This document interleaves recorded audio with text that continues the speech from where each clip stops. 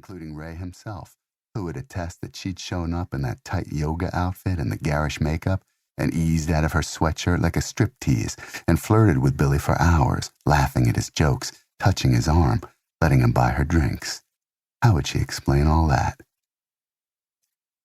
Of course, the real problem was more hammerhead than the law.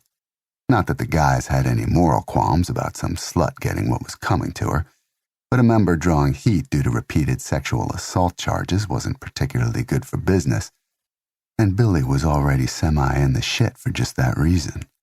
His orders were to keep a low profile following his release, stay clear of the gang, stay out of trouble, head back to Seattle when the weekly meetings with the state-appointed therapist were done, and he was no longer being watched so closely.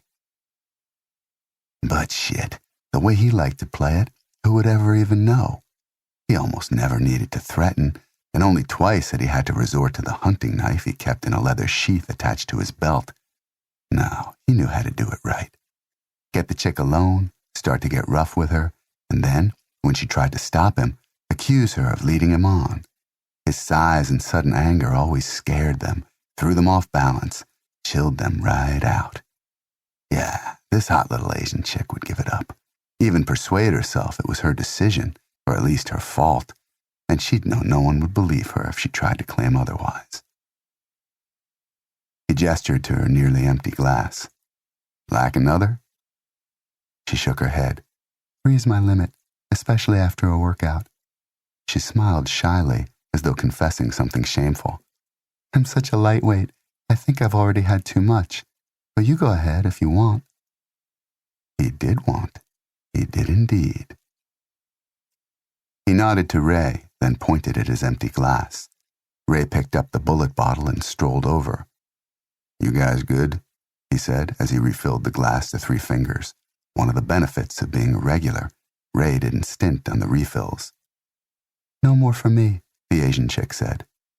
Ray nodded. Last call in 15, just so you know. Billy watched Ray stroll away, then raised his glass to the Asian chick and said, Here's to life's little pleasures.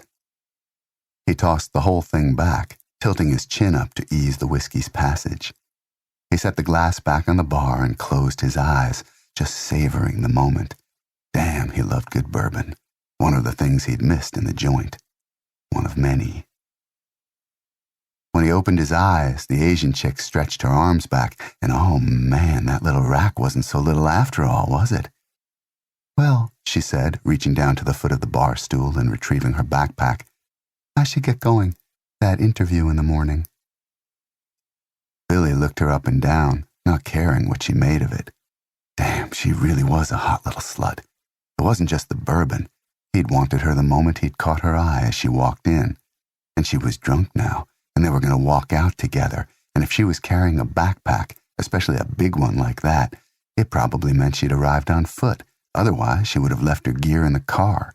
It was all working out so perfectly, it was almost too good to be true. Yeah, getting late for me too. He stood and dropped a couple of 20s on the bar, then slipped her sweatshirt off the back of her bar stool. Here, let me get that for you. You don't have to. No problem, he said with a smile. No problem at all. Billy led the way, holding the door for her, letting his gaze slide down past the backpack she had slung over a shoulder, admiring her ass as she squeezed by.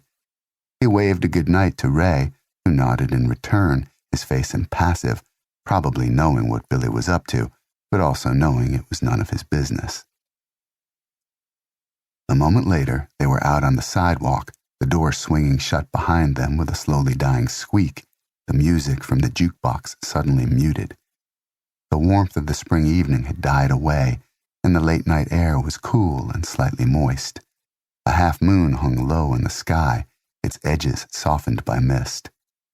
On one side of the bar was a pawn shop, its interior dark behind barred windows. Opposite, what was once a parking lot, now fenced off and colonized by weeds.